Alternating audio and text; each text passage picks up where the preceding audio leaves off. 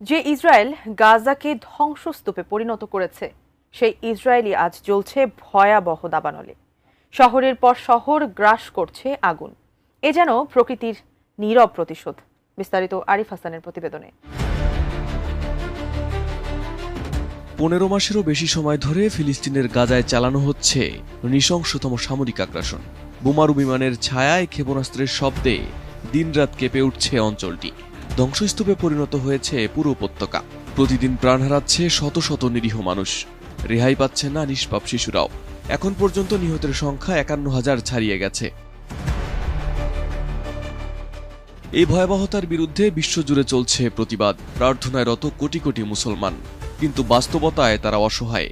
গোটা দুনিয়া যখন নিস্তব্ধ, তখনই যেন প্রকৃতি নিজেই কিছু করার সিদ্ধান্ত নিল। যেন আকাশের গর্জনে ধ্বনিত হলো, জুলুমের জবাব একদিন ফিরেই আসে। ডিজাইন, এলিগেন্স, বিউটি, সেরা পণ্য সবার জন্য। জেভিকো। ভয়াবহ দাবানলে পুড়ছে ইসরায়েল। তীব্র তাপ এবং প্রবল বাতাসের কারণে দেশটির বেশ কয়েকটি শহরে আগুন ছড়িয়ে পড়েছে। এসব শহরের বাসিন্দাদের ইতোমধ্যে নিরাপদ দূরত্বে সরিয়ে নেওয়া হয়েছে। আগুনের কারণে বন্ধ রয়েছে সড়ক ও রেলপথ। আনাদোলুর প্রতিবেদনে বলা হয়, মধ্য ইসরায়েলের মোসাব তারুমের কাছে প্রথমে আগুনের সূত্রপাত হয়। তাপমাত্রা বৃদ্ধি এবং তীব্র বাতাসের কারণে তা বিভিন্ন জায়গায় ছড়িয়ে পড়ে। এরপর বেত শেমেশ শহরের বেশ কয়েকটি স্থানে আগুন লাগে। তীব্র বাতাসে আগুন বিভিন্ন শহরে ছড়িয়ে পড়ে। এক পর্যায়ে আগুন আরো ভয়াবহ আকার ধারণ করে নিয়ন্ত্রণের বাইরে চলে যায়।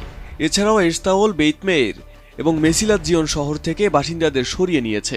ভয়াবহ আগুনের ফলে সড়কের গাড়ি চালকরা তাদের যানবাহনকে ফেলেই শহর ছাড়তে বাধ্য হন।